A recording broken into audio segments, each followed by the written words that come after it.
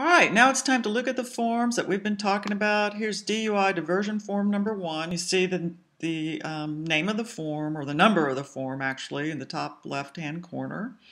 This is the Uniform DUI Diversion Petition and Agreement. It's your very first thing that you fill out, and this is going to be used on the day of your arraignment, your very first hearing. And there's really not much to it. This first line says it has to be served on the district attorney, you see here, or city attorney. Well, actually, you just give it to the clerk, and the clerk takes care of all that.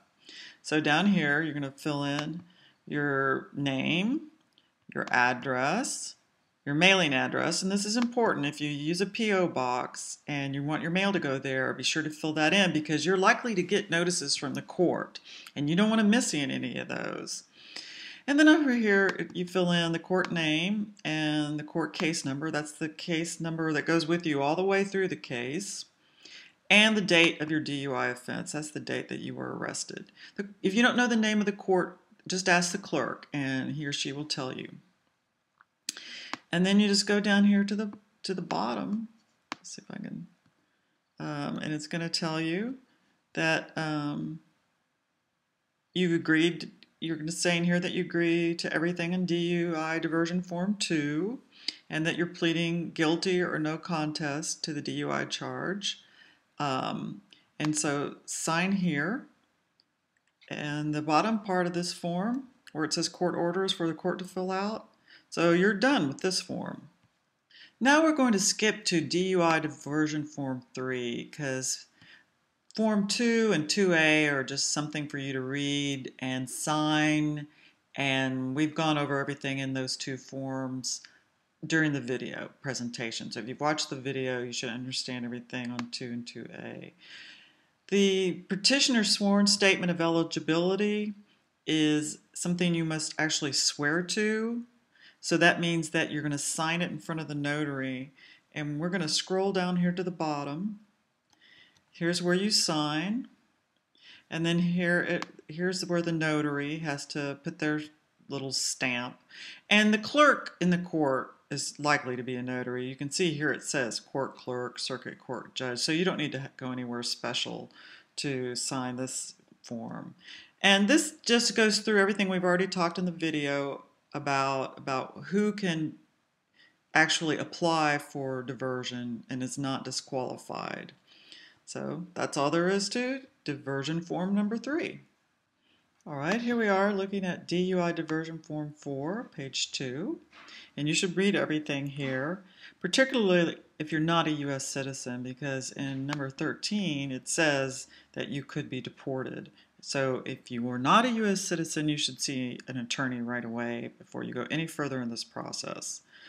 In 15 here, you're going to plead guilty and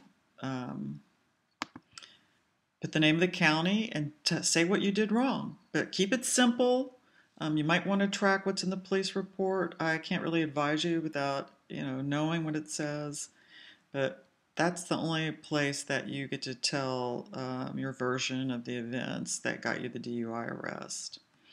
Then finish reading this and filling it out and sign it. And that's all there is to page 2 of Form 4. Here we are looking at Diversion Form 4, page 1. This is the longest form that you have to fill out, but it's still very simple. And here you're going to be the defendant, although previously you've been the petitioner. So fill your name in here.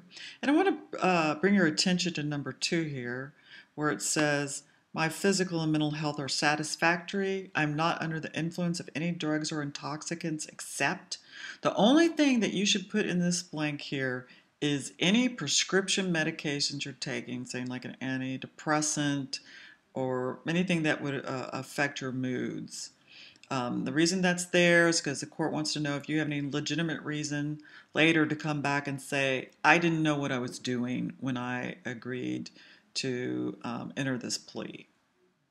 So basically, I'm just trying to give you the heads up here. You aren't going to put any illegal drugs down in this blank.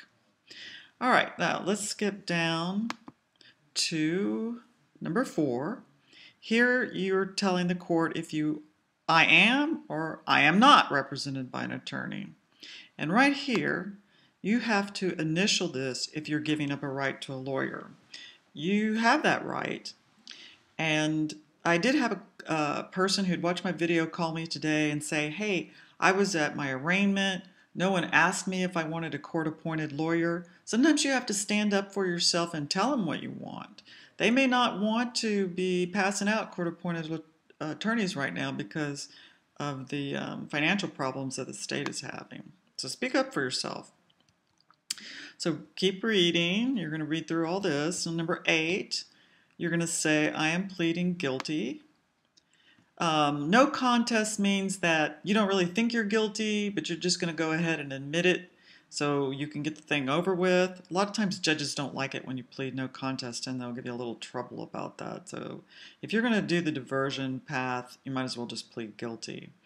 Down here, this is blank the judge is going to fill out, and we hope that he doesn't put anything there, because this is how long there will be a mandatory suspension of driving privileges. And that's all there is to that. This is the last form we're going to talk about. It's DUI Diversion Form 4, page 3. And this is a real no-brainer for you because this is for an attorney to sign if you have one. Certificate of counsel, and then down at the bottom is a certificate of interpreter. So folks, you're done. Congratulations, you have completed the forms for diversion.